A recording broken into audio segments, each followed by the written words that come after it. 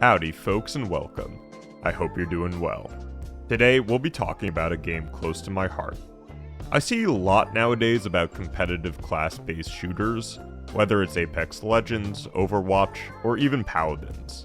God, I love Paladins. There's no shortage of this type of game. Yet, and this is completely my opinion, none of them can come close to what Valve did starting back in 2007 with Team Fortress 2. Additionally, Valve bungled the ball so badly that those other games I had just mentioned had the space to thrive. How did Team Fortress 2 fall off the radar? Did Valve leave it to die, or was there more than one factor? And why was this game so popular in the first place? If any of this sounds interesting to you, stay a while and listen. If fighting is sure to result in victory, then you must fight. Sun Tzu said that, and I'd say he knows a little more about fighting than you do, pal, because he invented it. And then he perfected it so that no living man could best him in the Ring of Honor. If you're new to the channel, please know that it wouldn't be a Dog Dad video without hearing from you, the viewer, about your memories and experiences with the games I cover. I always appreciate having a conversation and cannot wait to hear about your crazy times in this wonderful game. Let's start off with how the concept of Team Fortress began. Back in the far, far past of 1996. Team Fortress was a mod for Quake.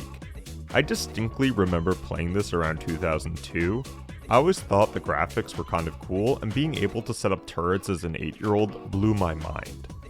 The two creators of the mod, Robin Walker and John Cook, were later employed by Valve in 1998. Originally, Team Fortress 2 was going to go with a modern war aesthetic featuring command hierarchy and these parachute drops. I never knew about this concept for Team Fortress 2 Brotherhood of Arms, but I wasn't totally shocked by it. Remember that in the early 2000s, it was filled with war media, and I think Valve, already having a day of defeat, wanted something more realistic and modern. Fortunately or unfortunately, because I would have loved to seen what Valve would have pulled off with this iteration of TF2, Brotherhood of Arms was delayed a second time, attributed to switching over to Valve's new in-house engine, Source. Jesus, I'm old.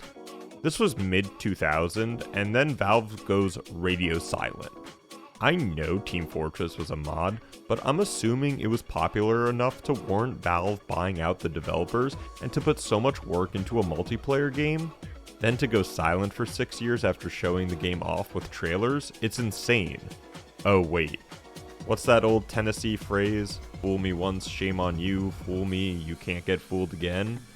Look, I respect Valve, but knowing that they pulled this on TF2, and still dying inside knowing that I'll probably never see Half-Life 3, Anyways, after 6 long years and a few notable releases from Valve, EA Summer Showcase event of 2006 happened, and we get the trailer.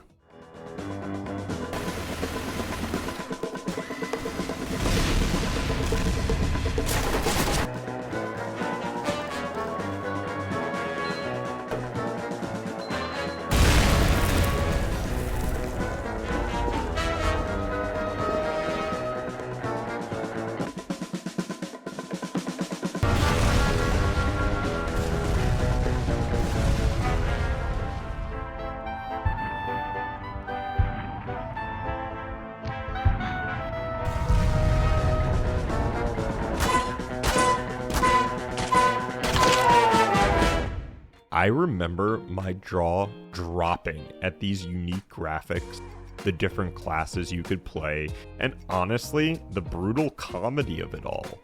At the time, Counter-Strike and Halo were my go-to multiplayer games. Both games had amazing styles and art directions, but after a while, the character models sort of blended in. Team Fortress 2 did such a great job with this trailer because it not only showed that each class had its own distinct playstyle, but its own personality. These various character models and subsequent backstories propelled Team Fortress 2 into the spotlight.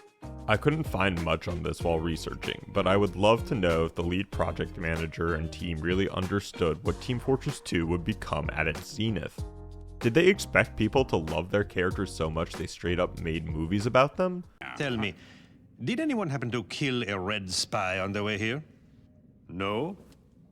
Then we still have a problem. And a knife. Ooh, big problem. I killed plenty of spies. The dime a dozen backstabbing scumbags. Like you. Ow. No offense. If you managed to kill them, I assure you they were not like me. And nothing like the man loosed inside this building. What are you, president of his fan club? No. That would be your mother. What the? Wait, Indeed. And now he's here to us. So listen up, boy. Or pornography starring your mother will be the second worst thing that happens to you today. Honestly, if you have not watched the TF2 short movies, please do yourself a favor and watch them. Whoever directed them knew exactly how to get a laugh out of me. Not only do the characters bring so much flavor and meaning to a repetitive game, and I mean that with all the respect in the world, but the backstory of opposing spy factions having a vendetta in these wildly interesting places cannot be understated. Great multiplayer games are not just for combat or mechanics. It's for the whole picture, and Team Fortress 2 gets it completely right. Team Fortress 2 was released in October 2007 as a standalone product on Steam and then in the acclaimed Orange Box.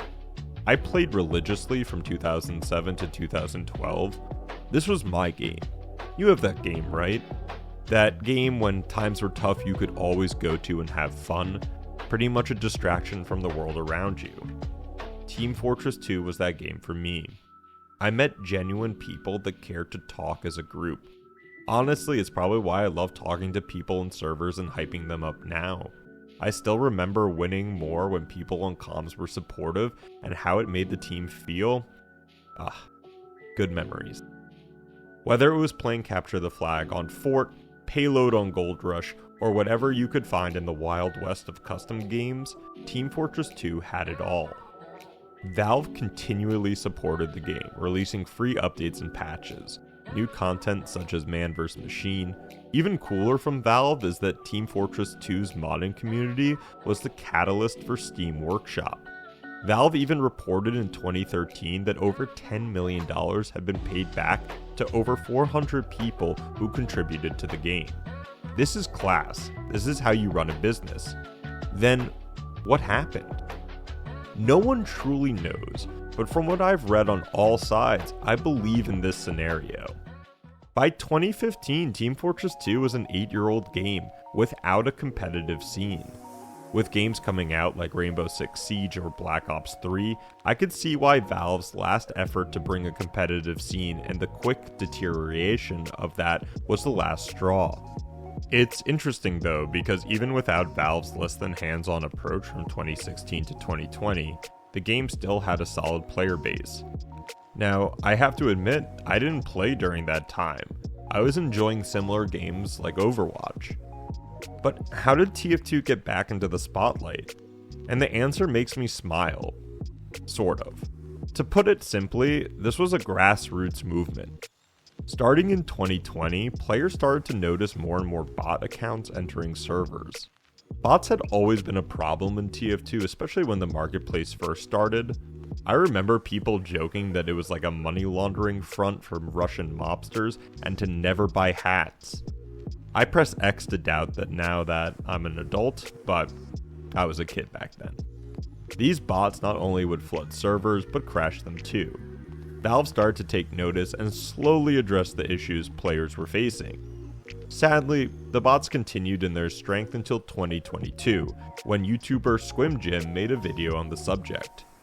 This video spurred an IGN writer to investigate, and after playing Team Fortress 2, quote, "This game is literally unplayable." Finally, on May 26, 2022, after a peaceful protest online, Valve responded by saying that they had heard the community and would actually address the issue. Honestly, reading back on all of this, it's kind of neat that a developer keeps servers going. With games like The Crew and others getting chopped, I do think some recognition to Valve on how they handled this is appropriate. Were they perfect? Absolutely not. Can other developers learn from their mistakes? 100%. Starting in June and July of 2022, Valve released a bunch of patches to address the botting situation, like altering the game's vote-kicking system and ban waves. Sadly, there are still bots in some servers doing the same thing. Just like in RuneScape or WoW, botting will always be a thing when games actually have money tied to them. But I am happy to say that Team Fortress 2 Now, if you pick the right server, is still the game you remember and even more. Alright, here it comes. I'm bleeding. I'm going to die.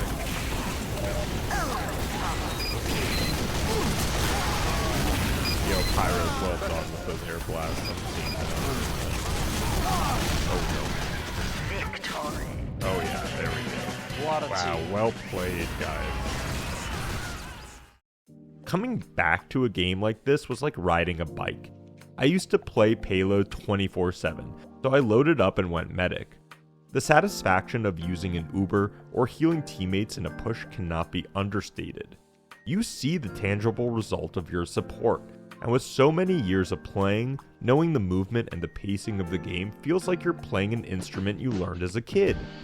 The voice lines are fantastic and always had me chuckling. The areas you're fighting in are diverse and engaging, with multiple routes to choose from. If you do play Payload, of course there will be bottlenecks, but with the right team comp, nothing is impossible. TF2 still boasts 9 different classes, all with different roles. Even better is that there are different weapons and armor you can equip that completely changes the character and how they play.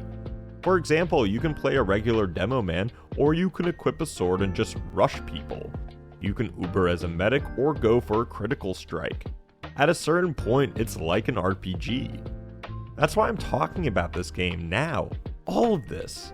TF2 feels like it could have come out yesterday, and it would blow the competition out of the water. If you're angry with Overwatch 2, guess what? TF2 is free. You want weird multiplayer shenanigans with amazing FPS team combat? TF2 is there. Do you want a solid game that's fun to play? Get TF2. I hope going through the history of this game has brought a new sense of understanding. It certainly has for me, and I implore you, if you like multiplayer shooters with class-based strategy, get this game.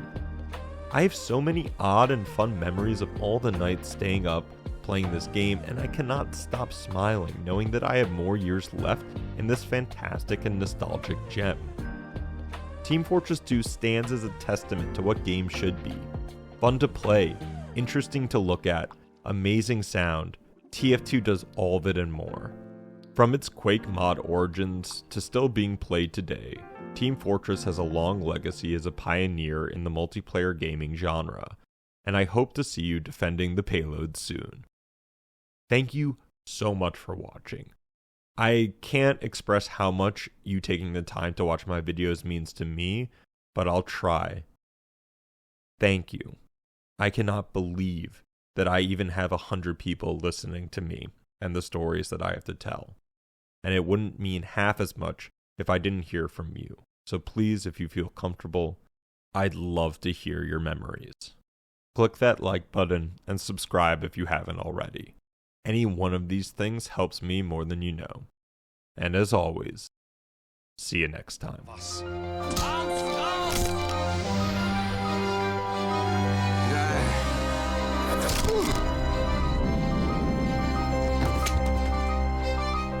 It could be in this very room. It could be you. It could be me. It could even be... Whoa, whoa, whoa! What? It was obvious. He's the red spy. Watch. He'll turn red any second now. Any second now. See? Red! No, wait. That's blood. So, we still got problem. Big problem. All right. Who's ready to go find this spy? Right behind you.